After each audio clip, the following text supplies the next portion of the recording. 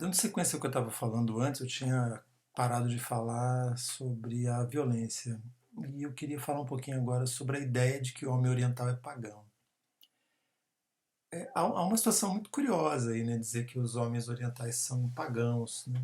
Então, é uma construção discursiva bastante interessante, que ela parte de um pressuposto de que é pagão aquela pessoa que não é cristã, né? Mas caberiam algumas observações aí sobre esse discurso e sobre essa ideia de paganismo de outros povos.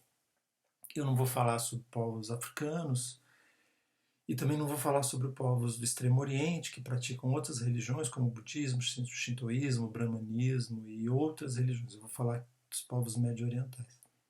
Então, assim, quando os europeus têm um contato mais íntimo, um contato mais próximo com os povos médio-orientais, existe essa ideia, eles já partem dessa premissa de que os povos orientais são pagãos. Bom, olha só, valeria lembrar que há três grandes religiões praticadas no mundo que têm uma mesma origem, não é? Eu estou falando aqui do judaísmo, do cristianismo e do islamismo, que nasceram na mesma região. É o cristianismo que sai dessa região e ele vai para a Europa e depois ele chega às colônias do Novo Mundo, do Novíssimo Mundo, através da mão de ingleses, franceses, portugueses, espanhóis, como vocês sabem muito bem.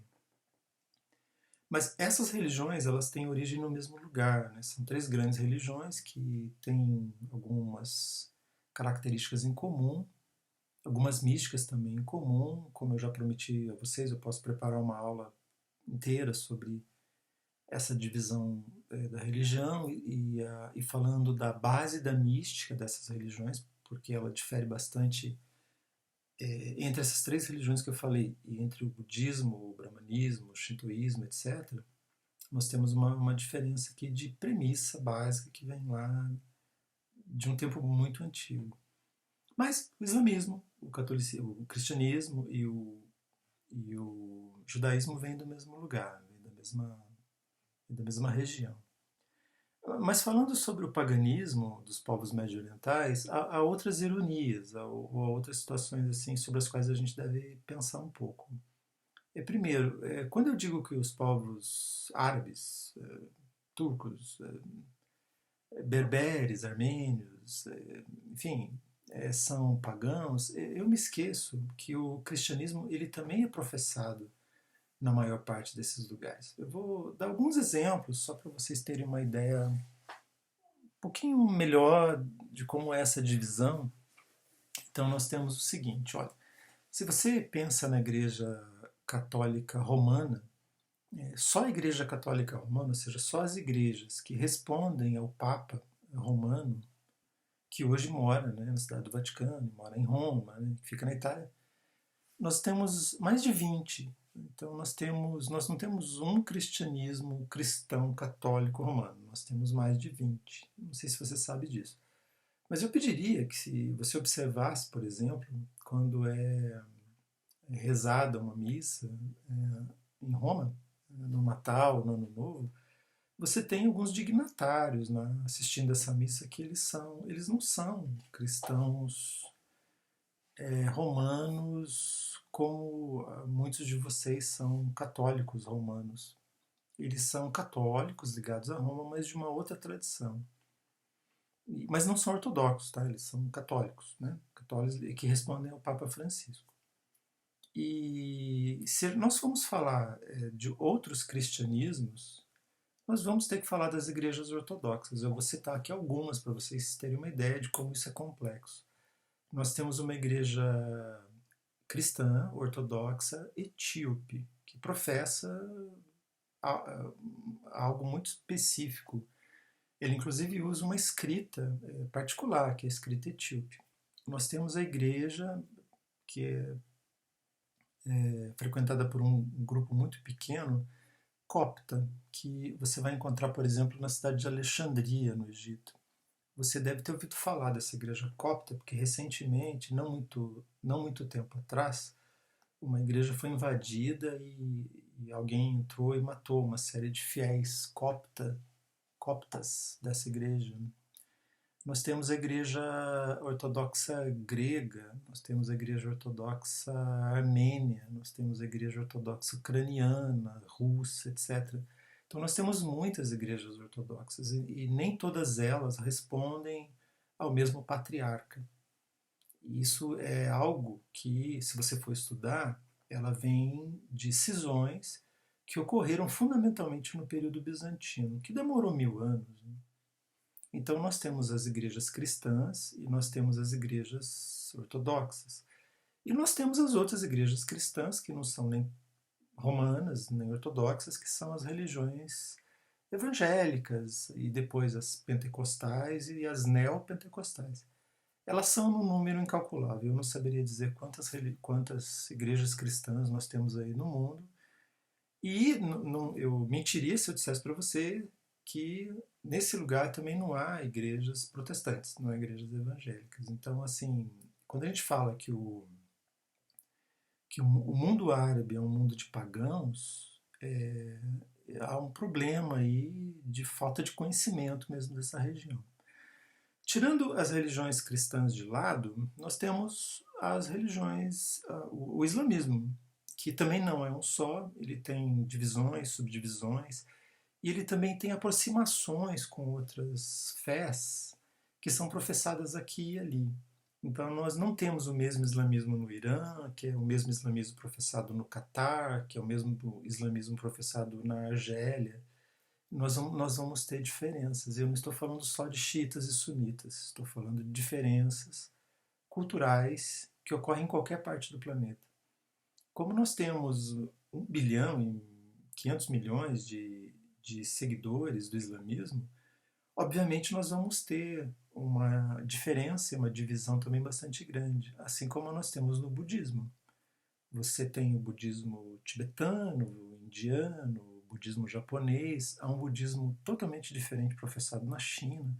E na China você tem divisões desse budismo, assim como você vai ter uma diferença na Tailândia, no Camboja, na Birmânia, no Butão, no Nepal, no Tibete, etc., onde o budismo for professado. Então nós vamos ter, da mesma maneira, o islamismo ele é difuso, ele não é uma coisa só. Obviamente, né, há semelhanças, obviamente o islâmico ele terá funções e terá obrigações que ele terá de cumprir na vida. Uma delas seria visitar a Meca pelo menos uma vez na vida, etc. Assim como os católicos deveriam ir a Roma, embora não seja uma obrigação do católico fazer isso, ou a Jerusalém, o que é um outro problema. Outro dia eu falarei disso melhor para vocês. Então, assim, não existe paganismo nessa região. Você, inclusive, tem pessoas professando fés e fés diferentes, inclusive muito antigas e com livros sagrados que são muito importantes para esses povos. E são povos que seguem a religião de uma maneira muito firme. E você deve ter prestado atenção nisso, principalmente em países hoje que nós dizemos que são países teocráticos, como é o caso do Irã. Mas eu vou explicar para vocês por que a ideia de chamar um povo de pagão ela é importante para o povo europeu. Ela tem a ver com o domínio. Então, quando você deve saber disso também quanto eu, né, quando os europeus chegam à América, chegam no novíssimo mundo, o discurso da fé ele é usado como um discurso de dominação, né? Acho que eu estou sendo aqui falando no lugar comum. E nos povos, para os povos médio-orientais e para os povos também do norte da África e da Ásia Central, etc., isso não é diferente. Então, se eu digo que o sujeito é pagão, eu estou dizendo que o sujeito ele é pecador, né? Ele não foi batizado, então eu posso dominá-lo, né? Porque, enfim, preciso levar a fé verdadeira. E por fim, por fim não, que esse assunto é inesgotável, mas assim, o quinto item que está no slide de vocês diz respeito à ideia de que os povos orientais gostam de luxo. Há descrições também sobre o luxo dos povos orientais desde a antiguidade.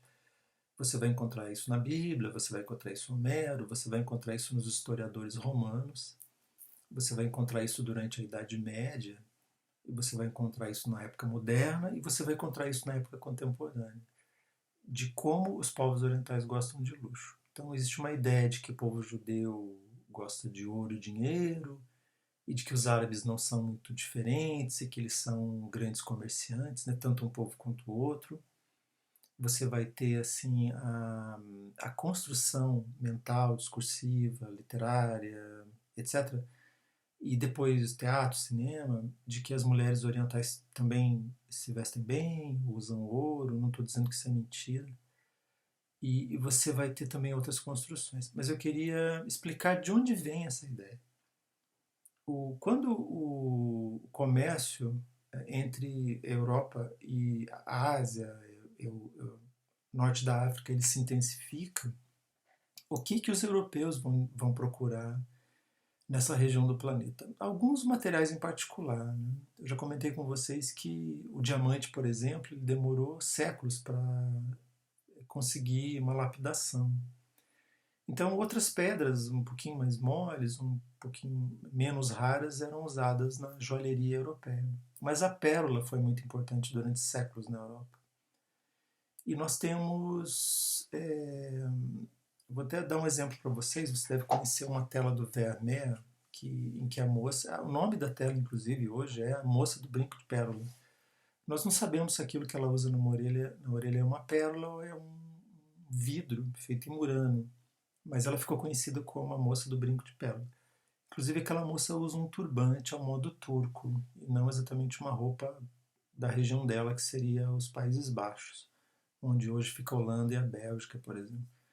Mas nós temos a pérola, que foi um produto muito procurado pelos europeus durante séculos. Muito antes de Cristo, os europeus já procuravam pérolas no Golfo Pérsico. Nós temos madeiras caras nessa região, principalmente o cedro do Líbano. O cedro do Líbano, ele foi tão vendido, ele foi tão procurado, principalmente por povos europeus, que o Líbano quase perdeu as suas florestas de cedro. O cedro é tão importante para os libaneses que ele está até na bandeira do Líbano. E nós temos outros produtos. Eu vou citar aqui um para vocês. Não sei se você já ouviu falar em seda adamascada. Esse nome vem por causa da cidade de Damasco. Os árabes descobriram uma maneira de fiar a seda de modo a fazer um tecido que não tivesse impressão de um desenho ou bordado. Tanto a impressão quanto o bordado eram conhecidos na Europa há séculos. Mas os árabes conseguiram um tear que permitia fazer um tecido em que o desenho já aparecia no tecido. Eles não foram os únicos, ok? No Japão, na China, você também tem técnicas parecidas, ou mais requintadas ou menos requintadas, que possibilitam esse padrão. Mas na Síria houve a criação desse tecido. Esse tecido é uma seda grossa, que permite fazer móveis, colocar esse tecido na parede. E pela técnica dela e pela qualidade, ela é muito cara. E os europeus iam até lá comprar isso. E onde você tem essas descrições? Como é que você sabe disso? Então, vou citar um exemplo. Você tem um trecho do Decamerão uma citação de um mercador que vendia tecidos aí dessa região. E olha que detalhe, Paris, já na época de Decamerão, do Boccaccio, nós estamos aí em torno da época de Dante e Alighieri, nós temos que Paris já era um local onde as pessoas iam comprar tecidos caros.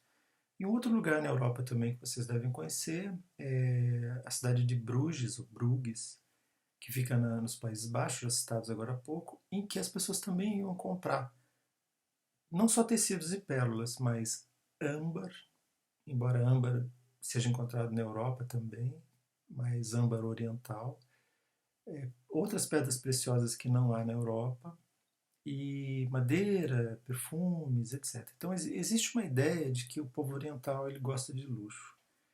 Como eu falei para vocês, no século XIX, essa ideia do luxo ela se intensifica por causa de um texto como As Mil e Uma Noites. Olha só, se você juntar tudo isso que eu estou vendo aqui na tela do lado, o exotismo, a sensualidade, a violência, o paganismo e o luxo, você vai ter um pouco da construção imagética, da construção discursiva do que é um povo oriental. Então você vai ter uma construção que ela em parte ela é verdadeira, e eu vou dizer que ela em parte ela é verdadeira porque ela é embasada em elementos de uma certa verdade.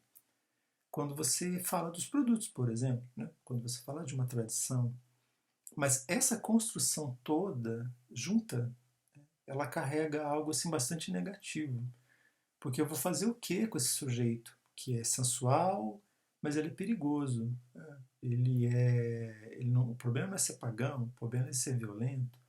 O problema não é, ele não é ser exótico, né? O problema é ele não acreditar em Deus, no meu Deus, né? Ou naquela versão de Deus, né? Porque na verdade ele acredita também, mas a minha versão é verdadeira, a dele é falsa. Mas ele é o sujeito que inclusive pode dominar culturalmente o meu país, né? O meu território. Então tudo isso é um problema bastante sério para a gente pensar. E para finalizar a aula de hoje, eu queria deixar uma pergunta para a aula que vem, quando a gente vai começar a trabalhar com imagens, tá? Vou trazer imagens para vocês e vai ficar mais divertido, porque eu vou mostrar as imagens e vou falar delas. A grande questão que eu trago para vocês é assim: onde exatamente fica esse Oriente criado pelos europeus? E regionalmente falando, literariamente falando, misticamente falando, onde será que fica esse Oriente, né? Porque ele é uma profusão de povos, é uma profusão de países, é uma profusão de religiões, é uma profusão de séculos, é uma profusão de música, literatura, pintura, outras técnicas de construção, gente, técnicas de construção, a arquitetura nos interessa muito. Se der tempo eu vou falar um pouquinho para vocês da arquitetura árabe, tá? Se alguém quiser, me pergunte que eu falo. E por fim, eu vou deixar aqui um outro questionamento que é assim, que está escrito lá no slide de vocês. Qual a problemática disso tudo se não foi a Europa que criou a violência, a sexualidade e o exotismo, né? É verdade, né? Então, não foi a Europa que criou a violência. A violência ela existe em qualquer lugar do planeta, gente. Não foi a Europa que criou a sensualidade, ou a pornografia, ou a noção de pecado ligada ao sexo. E não foi também a Europa que criou a ideia de exotismo. Né? Quando um povo encontra outro, ele vai considerar exótico ou diferente. Algumas situações sexuais que são muito estranhas para o sujeito que vê o outro. E da mesma forma que, como eu falei antes, a violência ela ocorre mesmo então, em muitos povos. E há povos realmente muito violentos. Né? Nós temos descrições de povos muito violentos. Os romanos já sabiam disso quando Átila, por exemplo, começou a atacar as bordas do Império Romano lá pelo século IV e V. Mas, assim, o problema não é pensar que os outros povos também são sensuais ou exóticos ou violentos. O problema é quando a ideia da violência, a ideia da sexualidade e a ideia do exotismo, ela faz com que eu possa massacrar o outro. Eu possa dizer, o outro está errado e eu estou certo. Então eu vou lá e massacro o outro, tomo seus bens, estupro suas mulheres, mato suas crianças e queimo as suas cidades. Então aí que o problema fica grave. E para quem já está verificando aí para onde nós vamos andar e onde nós queremos chegar, nós vamos ter que mais para frente discutir sobre a noção de terrorismo e sobre a noção dessa violência praticada por povos dessa região que vulgarmente são os árabes, são os islâmicos, né? E por que isso ocorre, né? Então, acho que era isso por hora. Falamos aí na sequência. Um grande abraço.